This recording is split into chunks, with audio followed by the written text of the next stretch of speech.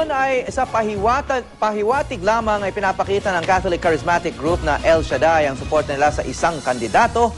Sa Sabado, tahasan nilang papangalanan ang kanilang mga i-endorso.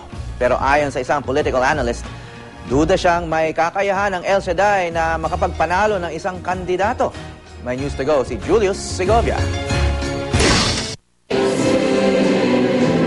Kung sa mga nakaraang eleksyon, walang kandidatong direktang pinapangalanan si El Shaddai servant leader Brother Mike Velarde na kanilang susuportahan.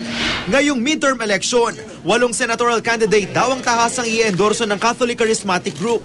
Kasama nilang iba pang katolikong grupo sa tinawag nilang White Vote Movement. Nung mga nakaraan, hindi na ako nag-endorse, remember? Bahala na sila, no? Mga sign language lang tayo, ano? O body language. But this time, we will really, I have sought permission from them already. So as far as Israel is concerned, I got the 90% support. Pangunahing konsiderasyon daw sa mga i-endorso ng White Vote Movement ang pagiging pro-family at pro-life ng kandidato.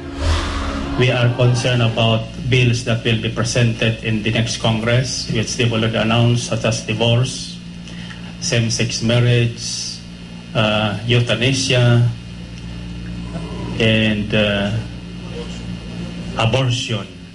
I, for one, I'd like to work out for the repeal of the RH law if it is not declared by the Supreme Court unconstitutional.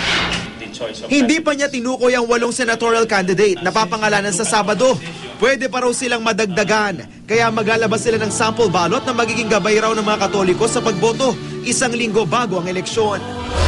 Our sign for the white vote is yan. Kaya ang kampanya ganito, paglapit ko sila, kaganyan ako. Pag sinagot mo ganyan, dala kita. Mahigit 2 milyon daw ang bilang ng botante sa El Shaddai pa lang. Kaya posible raw na mabago ang survey sa senatorial candidates ayon kay Velarde. Naglalaro sa 80% hanggang 88% ng mga Pilipino ang Katoliko.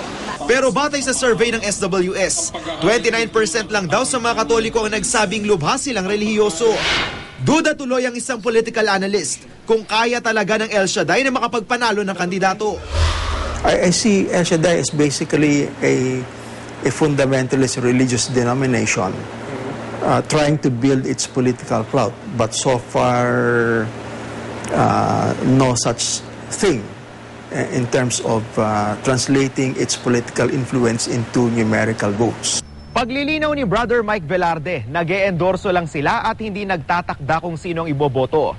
Nirerespeto pa rin daw nila ang karapatan ng bawat isa sa pagpili ng napipisil nilang kandidato. Julius Segovia, GMA News.